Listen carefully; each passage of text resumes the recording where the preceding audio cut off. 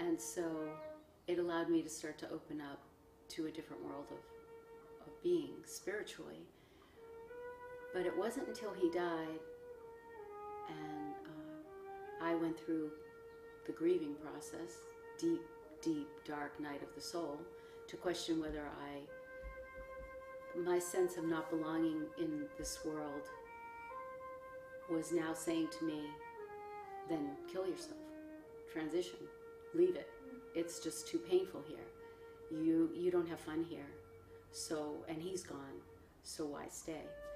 That I started to answer that question for myself, and I got a lot of help from a lot of people who supported me and said, we love you, please don't leave. You have something more to share, and your job isn't done. And I started to talk with people who were already speaking with Randy as a spirit,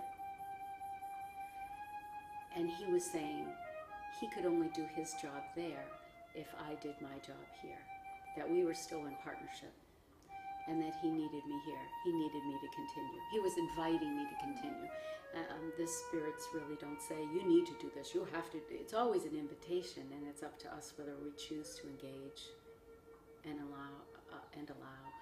So I said, slowly, I said, okay, I'll engage, and then I'll allow.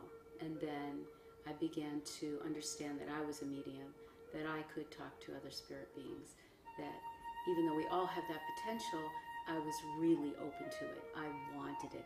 I wanted to hear from him. I needed to hear from him because he promised me we'd be in communication. And I so needed that to validate. I thought I needed that to validate who I was. And at the time I did. So when he came to me one night and said, in the middle of the night, after another long, hard, miserable, crying, falling asleep, and he woke me up and he said, get out your pen and paper, you have to write. Do it now. I was so sleep deprived, and so I didn't question it. And I think that's when these things happen, right? You don't even have the wherewithal to question anymore. You have really surrendered. You really have. You surrendered everything that you know yourself to be.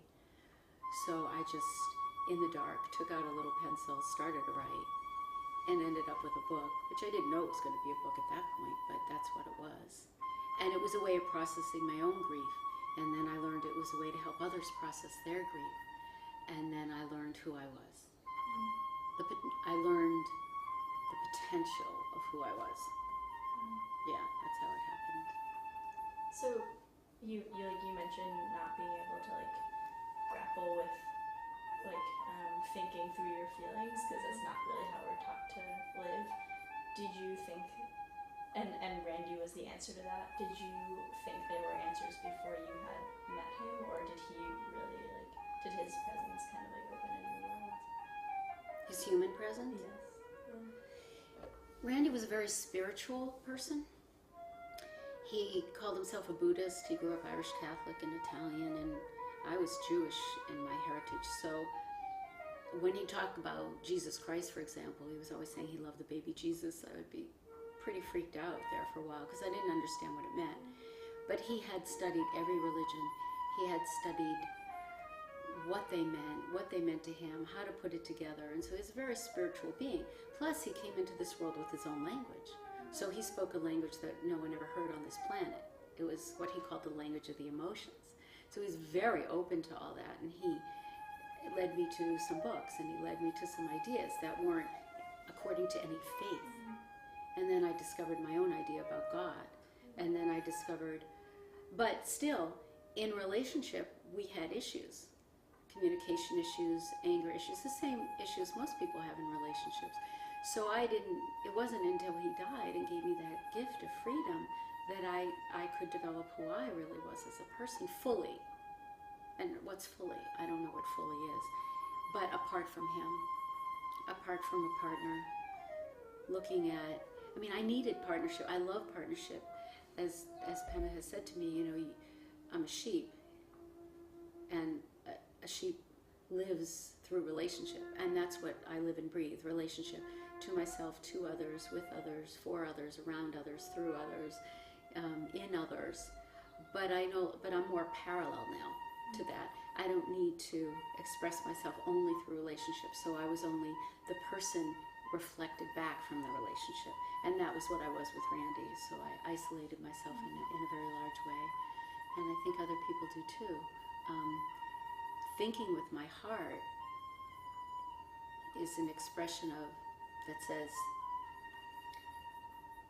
it's so curious because, it's the language of the emotions. It's what he called that language. And he spoke it very rarely and basically only to me in his whole life. One other time in public, once, when we were on a Pueblo reservation in New Mexico. He just came out with this language. And the Indian people around, here were Native Americans from different tribes, I believe, but they were like, what is that? It sounded Native American, but it really wasn't. And that's the only other time he spoke it. So when he spoke it to me, it was during intimate moments. And I'd say, well, what does that mean? What are you saying? And he'd say, it's the language of the emotions. And that's what I believe I speak now. I speak from my heart. I speak from the energy of Source, which is where I knew Randy from, Source. We were kind of like little light beings flitting around each other. And when I saw us together, I asked in a past life regression where we came from, where we knew each other from, which lifetime. And I kept getting, no, never. And well, where do we know each other from? Source. And I saw us as little fireflies of light dancing around each other. Just this playful, loving energy. And I knew that's where we knew each other from. We might never have known each other in other lifetimes. We may have. He believes we have. I'm sort of on the fence about that because it's Source that I knew him from. This place of total love and light. That's it. Just that place. And that was such a major moment for me because that's where we come from. And identifying with that is the language of the emotions. It says, this is where I come from. It may not be where anyone else comes from, but this is who I am. This is where I come from. And if I can stay in that place, if I can be in that space and that loving place, that's where I can talk to people from. That's when I can help them open up to their own loving energy and not be afraid of it and not question it to death, not mangle it through emotional logic, because the emotions have their own logic. So really not emotional. They need to use emotional logic, but we don't know what that is. What is emotional logic? Oh my God. You might have heard of emotional IQ. Well, most people just disdain that idea, that there's an emotional IQ. Of course there is. And not even IQ, but this logical, rational, emotional sense that's so much truer than anything that your logic says. Oh, use your common sense. You need to think this thought in order to, So, I don't know if that answers your question, but Yeah, definitely. that's who I am.